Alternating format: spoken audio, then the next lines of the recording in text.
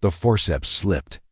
In the delivery room of a New York hospital on July 6, 1946, an obstetrician struggled with a difficult birth.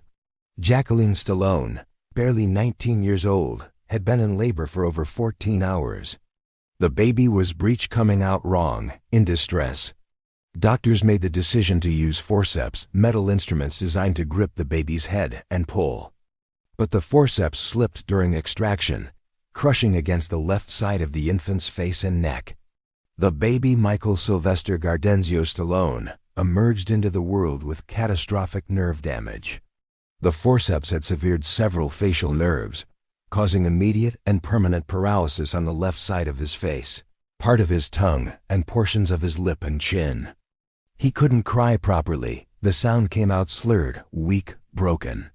That accidental trauma in the first minutes of life created the face, the voice, the appearance that Hollywood would later reject thousands of times and eventually would make iconic for hundreds of millions of people worldwide. Sylvester Stallone's disability didn't ruin him. It made him Rocky. The damage was catastrophically obvious from birth. The left side of little Sylvester's face drooped noticeably. His lip curled downward in a permanent snarl. When he tried to smile, only the right side of his mouth worked, creating an asymmetrical expression that looked more like a grimace. His left eyelid drooped slightly, giving him a perpetually sleepy or hostile appearance. Worse was his speech. The partial paralysis of his tongue and lower lip meant he couldn't form words properly. Sounds slurred together. Consonants were muddy. His speech was thick, clumsy, hard to understand. Doctors told Jacqueline and Frank Stallone Sr. that their son would likely face a lifetime of challenges. Speech therapy might help, but wouldn't fix the problem. The nerve damage was permanent. The facial paralysis would never improve. Their son would always look and sound different. Different, in that context, meant disabled, meant damaged, meant other. Jacqueline, an eccentric and intense woman, refused to treat her son like he was broken. She insisted Sylvester was special, not disabled. She told him repeatedly that his face made him unique, that uniqueness was power. Frank Sr., by contrast, seemed embarrassed by his son. He was a hard man, a hairdresser who valued appearance and presentation. His son's crooked face and slurred speech felt like a personal failure. Frank rarely showed affection and often criticized young Sylvester's appearance and speech. Childhood was brutal. In school, other kids immediately targeted Stallone. His face marked him as different, and different meant vulnerable. They called him Slant, referring to his drooping eye. They called him Slurry, mocking his speech impediment. They imitated his crooked smile, his thick pronunciation, his asymmetrical face. Stallone tried to fit in, tried to be normal. But his face betrayed him constantly. Teachers assumed he was intellectually disabled. The slurred speech sounded like cognitive impairment. They placed him in remedial classes despite normal intelligence. They spoke to him slowly and loudly, as if volume would help him understand. The misunderstanding was maddening. Stallone wasn't intellectually disabled. He was dyslexic, a separate issue that also affected his schoolwork, but his mind was sharp. He understood everything. He just couldn't express himself clearly, because his mouth wouldn't cooperate. By age 10, Stallone had developed a fierce hatred of his own face. He'd stand in front of mirrors, trying to force his face to move symmetrically, to make both sides match. He'd practice words over and over, trying to pronounce them clearly. He'd try to train the paralyzed muscles through sheer willpower. It never worked. The paralysis was permanent. No amount of practice or determination could fix nerves that had been severed before his first breath. The bullying intensified in middle school. Adolescence is cruel to anyone who's different, and Stallone was devastatingly different. His face, his voice, his entire presentation screamed, "Target." Bigger kids used him as a punching bag. Girls laughed when he tried to talk to them. His slurred speech made him sound drunk or stupid. He became isolated, angry, filled with rage that had nowhere to go. So he started fighting back. Stallone took up boxing at age 12. Not in any organized way, just showing up at a rough gym in Philadelphia, getting beaten up by older, more experienced fighters, learning through pain. Boxing gave him an outlet for rage. More importantly, it gave him power. He also started lifting weights obsessively. By age 14, he'd transformed his body from scrawny to muscular. His face was still crooked, his speech still slurred, but now he looked dangerous. Bullies thought twice. The physical transformation didn't fix his disability, but it gave him armor. Still, the isolation remained. Stallone had few friends. His relationship with his father was cold and distant. His mother loved him, but her intensity and eccentricity, she'd later become famous as an astrologer and psychic, created its own problems. Stallone retreated into movies and comic book stories about heroes who were different, who were underestimated, who fought back against impossible odds. He related deeply to these narratives because he was living them. When Stallone told people he wanted to be an actor, they thought it was a joke. An actor? With that face, with that voice? Acting required being understood, being expressive, communicating clearly. Stallone's disability made all of that nearly impossible. His asymmetrical face limited his expressions. His slurred speech made dialogue difficult. He didn't look like a leading man, he looked damaged. His father told him bluntly, "You're not handsome enough to be an actor. You don't talk right. You need to get a real job." Teachers said the same thing. Career counselors actively discouraged him. Even friends, trying to be kind, suggested he consider other career paths. But Stallone had watched Marlon Brando in On the Waterfront, seen Brando's slurred mumbling speech turned into powerful performance. He'd watched James Dean's wounded expressions in Rebel Without a Cause. He understood that different could be powerful if channeled correctly. He moved to New York City in 1969 to pursue acting. He was 23 years old, with a face nobody wanted to cast and a voice nobody wanted to hear. The rejection was immediate and constant. Casting directors took one look at Stallone and dismissed him. "Sorry, not what we're looking for. Your look is too ethnic. We need someone who speaks more clearly. Your face is interesting, but not right for this role." The subtext was always the same. You're disabled, and disabled people don't get to be stars. Stallone auditioned for everything: commercials, theater, student films, industrial training videos. He'd auditioned 10 to 15 times per week, every week for years. The rejections piled up. 100, 200, 500. He started keeping count in a notebook, tracking each no like battle scars. By 1974, he'd been rejected 1,855 times. The rejection wasn't about his talent, though his early acting was admittedly rough. It was about his appearance and speech. Casting directors literally couldn't see past the drooping face and slurred words. They saw disability, not potential. Stallone later said this period taught him something crucial. Nobody was going to give me a chance based on my face or my voice. Those were liabilities, not assets. If I wanted to act, I'd have to create my own opportunities. That realization led him to writing. The genius move, the thing that changed everything, was creating a character whose disabilities matched his own.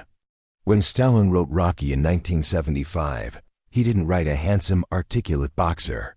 He wrote a working-class fighter with a thick Philadelphia accent, slurred speech, and a face that had been broken too many times. Rocky's appearance and speech patterns weren't polished. They were damaged, authentic, real. Rocky's disabilities were Stallone's disabilities. The slurred speech, the asymmetrical face, the difficulty expressing complex thoughts verbally. Everything that had made Stallone unemployable became Rocky Balboa's defining characteristics. More importantly, Stallone wrote Rocky as someone who was constantly underestimated because of how he looked and talked. People assumed Rocky was stupid because of his speech impediment. They dismissed him as just another bum because of his appearance. They couldn't see his intelligence, his heart, his determination because they were too focused on surface-level differences. That wasn't fiction. That was Stallone's autobiography. When producers wanted to cast someone else as Rocky, Stallone refused for a reason nobody understood at the time.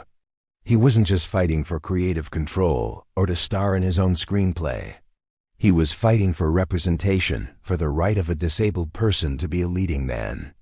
If Robert Redford or Ryan O'Neal played Rocky, the character would lose everything that made him special. Those actors were classically handsome, with clear speech and symmetrical faces. They could play a boxer, but they couldn't play Rocky, a man whose appearance and speech marked him as an underdog before the fight even started.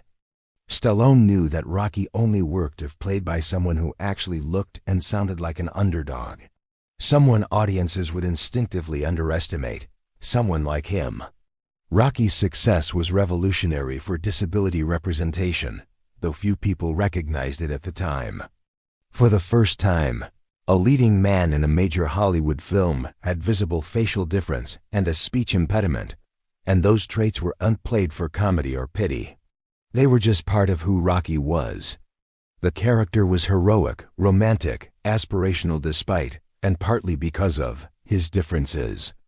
Millions of people with speech impediments, facial differences, or other disabilities saw themselves represented on screen in a positive way. Not as villains or comic relief, but as a hero. Stallone received thousands of letters from people with disabilities thanking him.